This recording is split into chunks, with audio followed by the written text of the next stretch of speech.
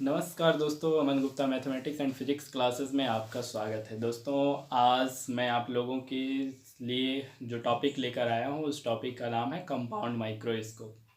दोस्तों, हमने पिछली कक्षा में माइक्रोस्कोप टेलीस्कोप के बारे में जो बेसिक जानकारी होती है वो प्राप्त किया है तथा सिंपल माइक्रोस्कोप का फुल डेरिवेशन मैंने आपको बताया है। आज मैं कंपाउंड माइक्रोस्कोप के बारे में आपको बताने जा रहा हूँ। दोस्तों, कंपाउंड माइक्रोस्कोप को जानने से पहले आप कंपाउंड माइक्रोस्कोप के बनावट के बारे में जान लीजिए क्या होता है। देखिए दोस्तों, क्या होता है कि सरल सूक्ष्मदर्शी या सिंपल माइक्रोस्कोप के द्वारा हम कुछ वस्तुओं को एक निश्चित सीमा तक ही आवर्धित करके देख सकते हैं, अर्थात उसको बड़ा करके देख सकते हैं।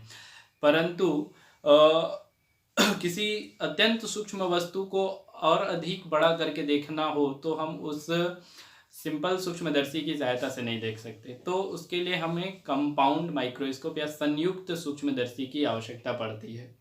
संयुक्त सूक्ष्मदर्शी में दोस्तों क्या होता है कि किसी भी लेंस की एक निश्चित फोकस दूरी होती है। कंपाउंड माइक्रोस्कोप में हम कई लेंसों से मिलकर बने दो उत्तल लेंस का प्रयोग करते हैं, जिससे उनकी फोकस दूरी को आवश्यकता अनुसार रैक पिन विधि द्वारा या रैक पिन मेथड द्वारा हम आवश्यकता अनुसार उसको घटा भी सकते हैं और बढ़ा भी सकते हैं। तो दोस्तों, ये इसकी बनावट क्या होती है हम उसके बारे में बता देते हैं। इसमें क्या होता है दोस्तों कि दो बेलनाकार और खोखला नली होता है और एक बेलनाकार खोखले नली का व्यास अधिक होता है और दूसरा गोलाकार बेलनाकार खोखले गोले का व्यास कम होता है। और दोनों इस प्रकार से व्यवस्थित की जाती है कि जो कम व्यास वाला, जो कम डायमीटर का सिलेंडर है, वो अधिक डायमीटर के सिलेंडर में आराम से अंदर बाहर की जा सके। जैसे हम बता रहे हैं दोस्तों कि एक ढक्कन और पेन की कहानी, कि ढक्कन का जो डायमीटर होता है वो पेन के डायमीटर की कंपेयरिंग में अधिक होता है, इसलिए ढक्कन में पेन आराम से अंदर बाहर हो जाता है दोस्तों।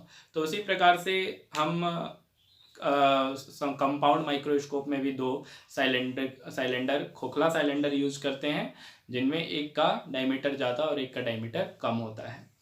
दोस्तों, इसमें दो जो कन्वेक्स लेंस हम यूज करते हैं उसमें एक लेंस अधिक डायमीटर वाले खोखले सिलेंडर के सामने लगा देते हैं और दूसरा लेंस को कम डायमीटर वाले सिलेंडर के सामने लगा दिया जाता है। अब अधिक डायमीटर वाला जो सिलेंडर होता है दोस्तों, उसको ऑब्जेक्ट की तरफ रखते हैं और कम डायमीटर वाला जो सिलेंडर है उसको हम आइज के तरफ रखते हैं। मतलब जो ऑब्जेक्ट के तरफ उत्तल लेंस या कॉन्वेक्स लेंस रखेंगे उसको हम ऑब्जेक्टिव लेंस कहेंगे, अभिदृश्यक लेंस। और जो हमारे नेत्र की तरफ, अर्थात जो ऑब्जर्व कर रहा है, ऑब्जर्वर की आंखों के पास जो नेत्र होगा उस नेत्र को हम लोग बोलते हैं नेत्रिका लेंस या आइज लेंस या आइज पीस भी कहा जाता है दोस्तों। तो कंपाउंड माइक्रोस्कोप में जब हम किसी छोटे से छोटे वस्तु को आवर्धित करके देखते हैं तो इसके लिए हमको एक फिक्स्ड फोकस दूरी को समंजित करना पड़ता है, मतलब व्यवस्थित करना पड़ता है, जिस पर छोटा से छोटा वस्तु बड़ा दिखाई देता है दोस्तों। उससे भी मतलब और भी कई माइक्रोन छोटे वस्तु को देखने के लिए हम लोग इलेक्ट्रॉन सूक्ष्मदर्शी का प्रयोग करते हैं दोस्तों। तो इलेक्ट्रॉन सूक्ष्मदर्शी जब मैं बताऊंगा तो वहां पर बताऊंगा कि इसके द्वारा कितने माइक्रोन तक की वस्तु को बड़ा रूप में देखा जा सकता है। अभी फिलहाल हम चलते हैं कंपाउंड माइक्रोस्कोप पर।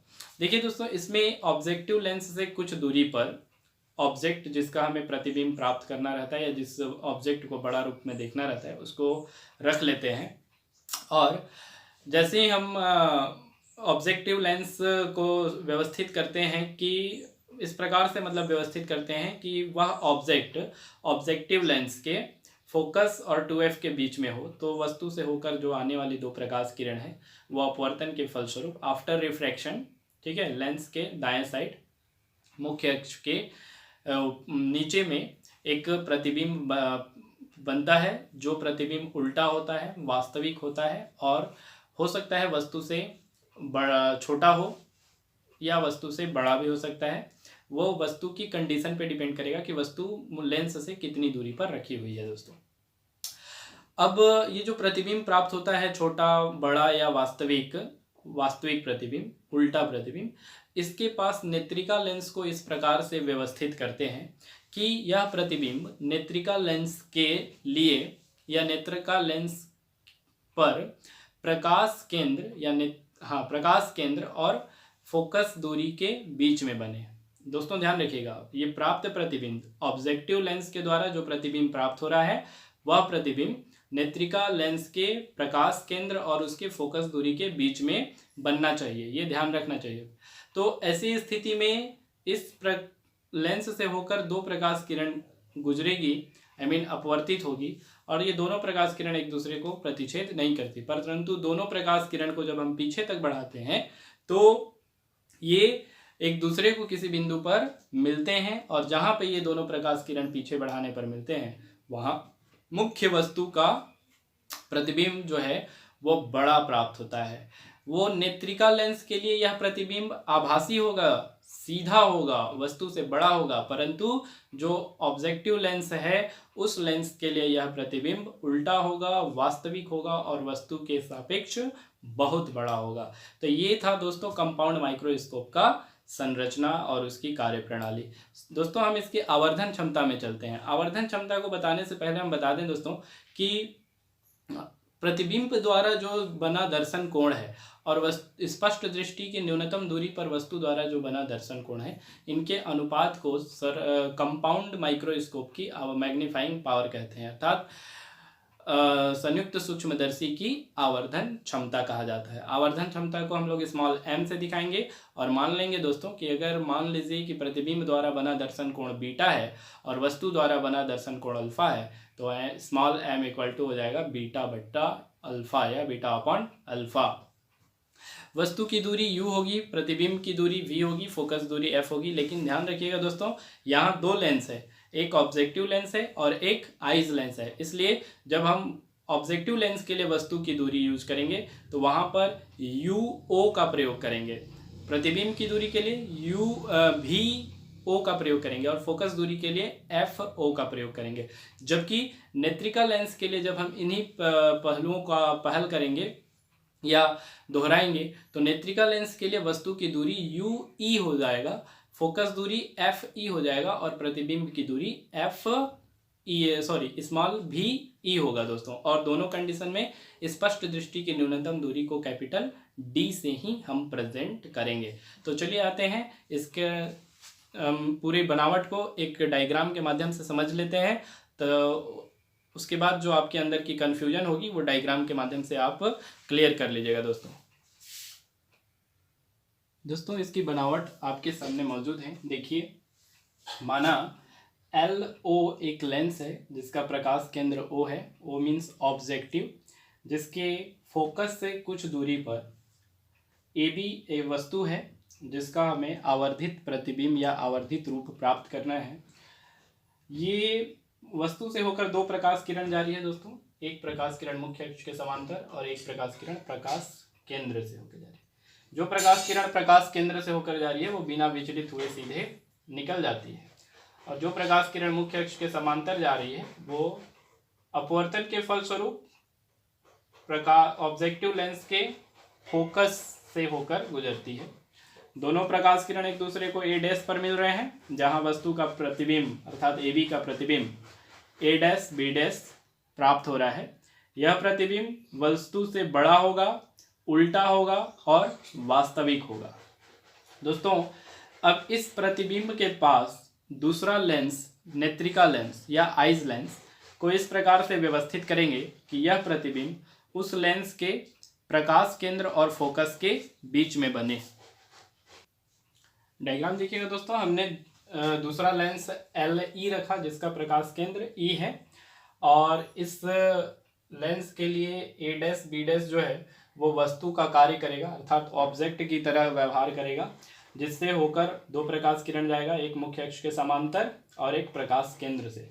जो प्रकाश केंद्र से होकर जा रहा है दोस्तों वो सीधा बिना विचलन का विदाउट डेविएशन निकल जा रहा है, और जो मुख्य अक्ष के समांतर जा रहा है वो फोकस से होकर गुजर रहा है। ये दोनों प्रकाश किरण एक दूसरे को कहीं भी प्रतिच्छेद नहीं करेंगे, परंतु इन दोनों प्रकाश किरणों को पीछे तक अगर हम बढ़ाएंगे दोस्तों तो ये दोनों किसी बिंदु पर एक दूसरे को मिलेंगी जहां इनका प्रतिबिंब बनेगा। ये हमने लाइन खींच दिया दोस्तों, ये दोनों एक दूसरे को यहाँ पर मिले, जहाँ पर ए डैश बी डैश का प्रतिबिंब पी क्यू बन रहा है, वस्तु की दिशा में है दोस्तों, वस्तु के सापेक्ष सीधा है और वस्तु की तुलना में बहुत बड़ा है, तो ये प्रतिबिंब स्पष्ट दृष्टि की न्यूनतम दूरी पर बनेगा। और इसके लिए यह प्रतिबिंब, नेत्रिका लेंस के लिए यह प्रतिबिंब पी क्यू आभासी होगा और क्या बोलते हैं, सीधा होगा, परंतु ऑब्जेक्टिव लेंस के लिए यह प्रतिबिंब वास्तविक होगा, उल्टा होगा और वस्तु से बहुत बड़ा होगा। आवर्धन क्षमता में चलते हैं दोस्तों इतना बड़ा डायग्राम बना है, ठीक है, तो हमें स्पेस की ज़्यादा ज़रूरत पड़ेगी, इसलिए हम कुछ चीज़ें मिटाते चलेंगे। मान लेते हैं दोस्तों आवर्धन क्षमता बराबर प्रतिबिंब द्वारा बना दर्शन कोण बीटा पूरे के बट्टे में स्पष्ट दृष्टि की न्यूनतम दूरी पर वस्तु द्वारा बना दर्शन कोण अल्फा। तो दोस्तों प्रतिबिंब हमारा यहाँ पी क्यू बन रहा है, ए डैश बी डैश बन रहा है, या ए डैश है दोस्तों, ध्यान रखिएगा। तो यहाँ पे जो कोण बनेगा, इस कोण का मान हो जाएगा बीटा, और चूंकि ये वस्तु द्वारा बन रहा है इसलिए इसका मान हो जाएगा अल्फा। ये वाला एंगल अल्फा होगा दोस्तों, तो इधर का एंगल भी क्या होगा, अल्फा। तो m इक्वल टू हो जाएगा दोस्तों हमारे पास beta upon alpha, equation number first. दोस्तों हम जानते हैं कि अल्फा और बीटा जो दर्शन कोण है उनका मान बहुत कम होता है, इसलिए अल्फा बराबर tan अल्फा और बीटा बराबर tan बीटा लेने पर दोस्तों मान लेंगे कि m बराबर tan beta upon tan alpha हो जाएगा। इसको दे देंगे इक्वेशन नंबर 2। प्रारंभ में वस्तु मान लीजिए कि ये जो वस्तु ए बी है वो ऑब्जेक्टिव लेंस से स्पष्ट दृष्टि की न्यूनतम दूरी पर है, अर्थात स्मॉल डी पर है, और यहाँ पे हमारा त्रिभुज बन रहा है दोस्तों ए डैश बी डैश ई, जिसका कोण है बीटा, और यहाँ त्रिभुज बन रहा है ए बी ओ, जिसका कोण है अल्फा, और यहाँ है A dash B dash O, इसका भी एंगल है दोस्तों अल्फा। तो क्यों ना हम इन दोनों त्रिभुजों से वैल्यू प्राप्त कर लेते हैं। tan बीटा की वैल्यू हो जाएगी दोस्तों लंब बट्टा आधार के अनुसार ए डैश बी डैश लंब हो जाएगा और ई बी डैश आधार हो जाएगा, मतलब A dash B dash upon E B dash tan beta बराबर, और tan अल्फा बराबर हो जाएगा दोस्तों A dash B dash upon O B dash, या A dash A B upon O और ओ बी। तो ओ बी की वैल्यू डी है, तो tan अल्फा बराबर अगर ये वाला त्रिभुज लेंगे ए बी ओ, तो ए बी अपॉन डी हो जाएगा दोस्तों। मान रख लेते हैं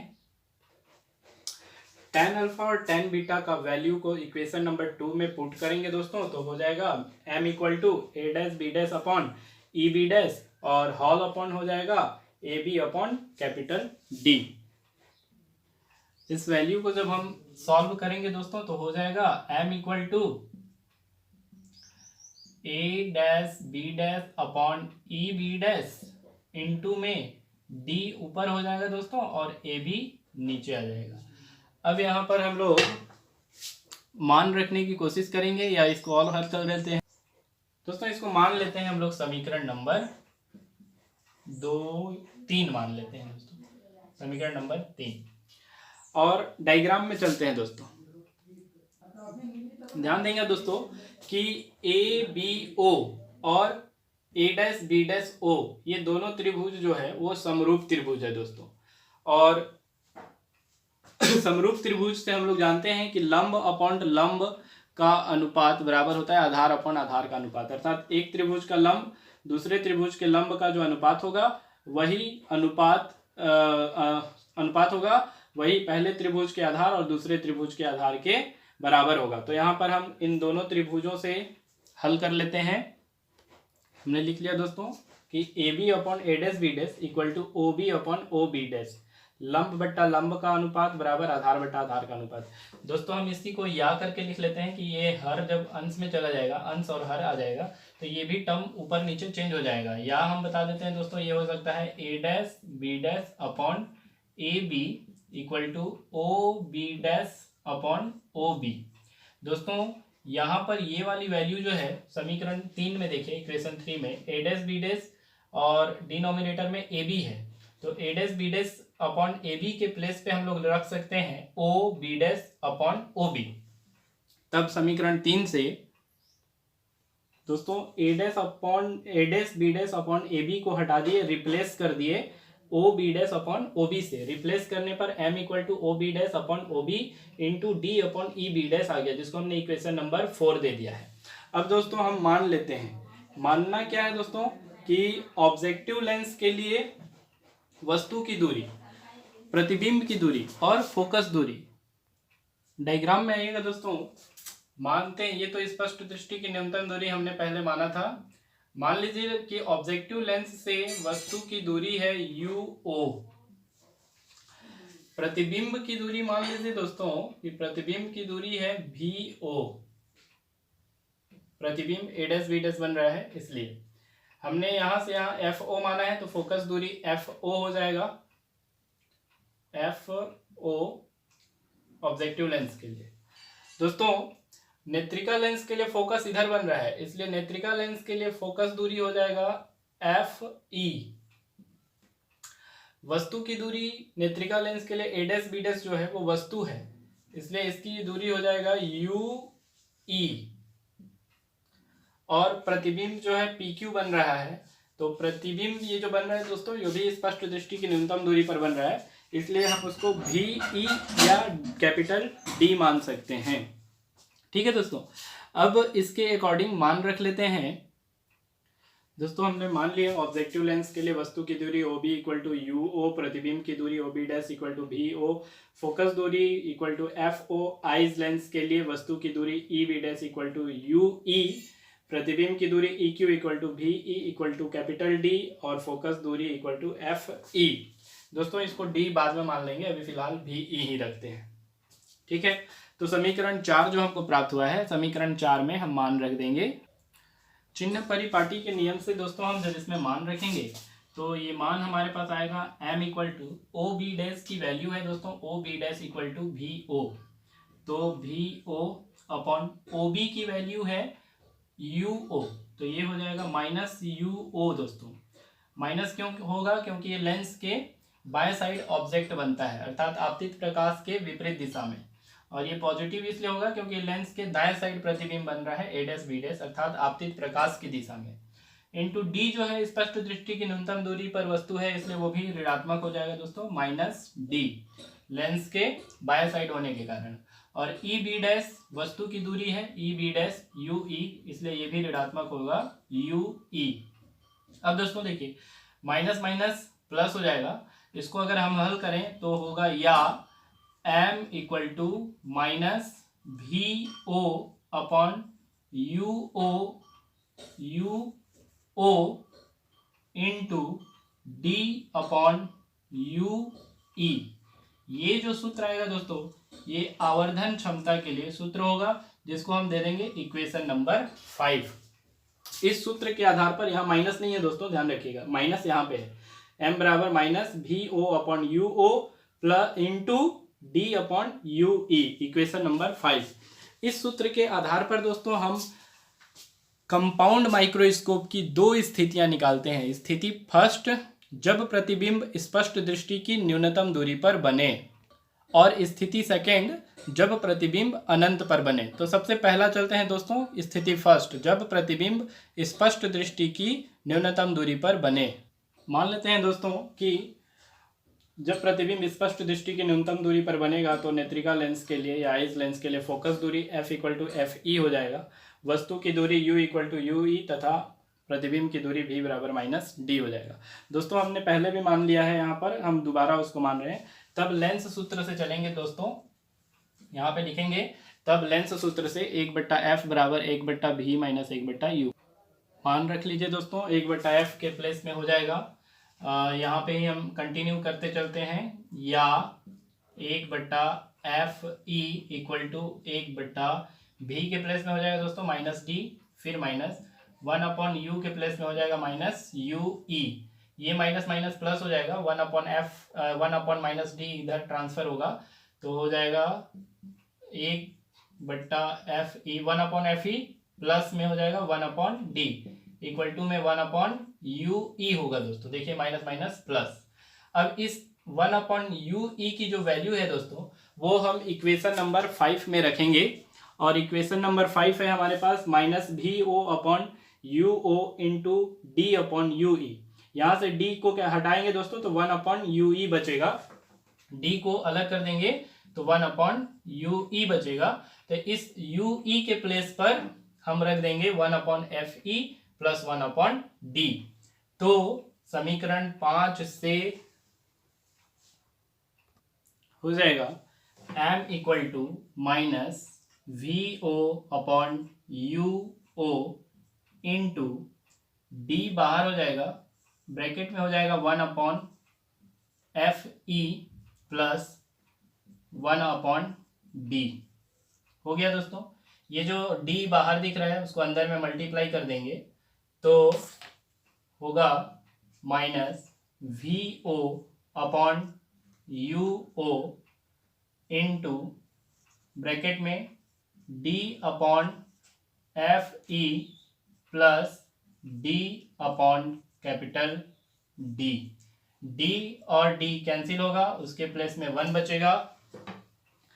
अगर उस 1 को हम लिख, ये m बराबर हो रहा है दोस्तों, इसमें डी कैंसिल हो गया, 1 बच गया यहाँ पे, तो 1 को सिस्मेटिक करके लिख लेते हैं, हो जाएगा। इसलिए m equal to minus V O upon U O into bracket में हो जाएगा 1 प्लस डी अपॉन एफ ई।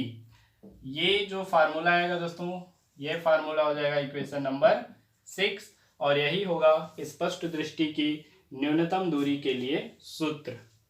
अब स्थिति सेकंड चलते हैं दोस्तों, जब प्रतिबिंब अनंत पर बने।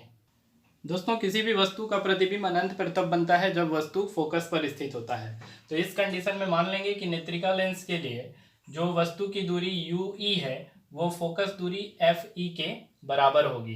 तब समीकरण 5 से चलेंगे, समीकरण 5 है दोस्तों m equal to minus V O upon U O into D upon U E. अब दोस्तों यू ई इक्वल टू क्या रख लेना है हम लोग को, एफ ई रख देना है। तो यू ई को एफ ई से रिप्लेस कर देंगे तो हो जाएगा, इसलिए m equal to minus V O upon U O into D upon F E. ये जो फार्मूला आएगा दोस्तों ये हो जाएगा इक्वेशन नंबर 7 और ये फार्मूला प्रदर्शित करेगा कि जब प्रतिबिंब अनंत पर बने तो उसकी आवर्धन क्षमता क्या होगी। इसी के साथ संयुक्त लेंस की फोकस दूरी का फुल डेरिवेशन यहाँ पर हमारे द्वारा कंप्लीट होता है दोस्तों। प्रतिबिंब अनंत पर बनता है, इसके लिए जो डायग्राम बनती है उस डायग्राम में ध्यान देंगे दोस्तों कि ये जो इमेज है उसमें से कुछ भाग खत्म हो जाएंगे। फोकस पर बनने की कंडीशन में क्या होगा कि वस्तु इधर पीछे तक नहीं बढ़ेगा, केवल वस्तु आगे जाएगा और आगे जाकर कहाँ पर मिलेगा, अनंत पर मिलेगा। तो ये बी डैश जो है वो एफ ई हो जाएगा दोस्तों। बी डैश को खड़ा कर देंगे एफ ई पर, बी डैश, तो इसकी फोकस दूरी पर ये हो गया।